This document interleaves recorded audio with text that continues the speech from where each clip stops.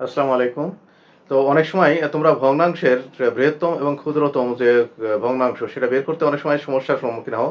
তো খুব সহজেই কিভাবে বের করবা সেটা একটু দেখো। তো এখানে কোনটি বৃহত্তম? তোমরা দেখো এখানে দেওয়া আছে 7/8, 13/16, 31/40, তারপরে 63/80। তো এইভাবে যদি দেওয়া থাকে তাহলে কিভাবে তোমরা বের করবা কোনটা বৃহত্তম এখানে ভগ্নাংশ?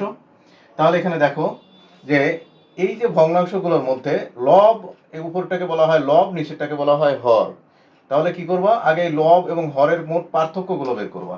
তো এখানে লব আর হরের পার্থক্য কত বলো তো? 1, তাই না? এখানে কত? 16/13, তাহলে এখানে মাইনাস করলে কত হয়? এখানে কিন্তু হয় কত? 3। আর যদি এখানে মাইনাস করো তাহলে কত হচ্ছে? এখানে যদি মাইনাস করো 9। আর এখানে যদি মাইনাস করো 80 থেকে 63 যদি মাইনাস করো তাহলে 3, তাহলে কত? 7। আর 1 তাহলে 7, 8 বাই, তাহলে এখানে কত? 17। তাহলে এখানে এভাবে তোমরা হর এবং লবের পার্থক্য আগে বের করে নিবা। এরপরে দেখবা যে কার পার্থক্যটা সবচেয়ে ছোট, কোন সংখ্যাটা কত, কোনটা? এ।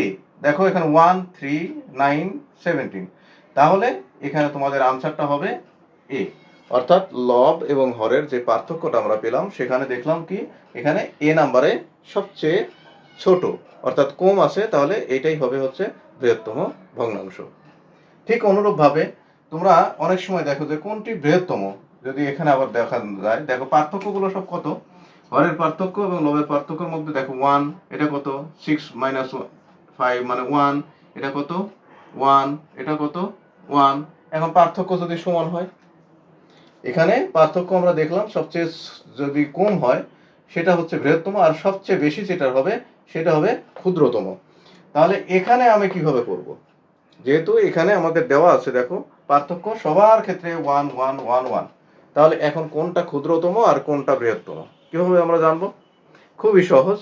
একটু দেখো এখানে দেখবা যে এই যে পার্থক্য যদি সমান হয়, হর এবং লবের যে পার্থক্য যদি সমান হয়, তাহলে এখানে যে এখানে লব কোনটা বড়, নিচে হর যাই থাকুক না কেন, যেহেতু পার্থক্য আমাদের সমান, তাহলে দেখবা যে এগুলোর মধ্যে লব কার বড়। দেখো এখানে আছে 6, এখানে আছে 5, এখানে আছে 7, এখানে হলো 4। তাহলে এখানে দেখবা এই 7 যেহেতু বড়, তাহলে এটাই হবে হচ্ছে বৃহত্তম। অর্থাৎ এখানে যদি পার্থক্য হর এবং লবের পার্থক্য যদি সমান হয়, তাহলে যার লব বড় সেই ভগ্নাংশটাই বড় হবে। তো সবাই ভালো থাকো। আল্লাহ হাফেজ।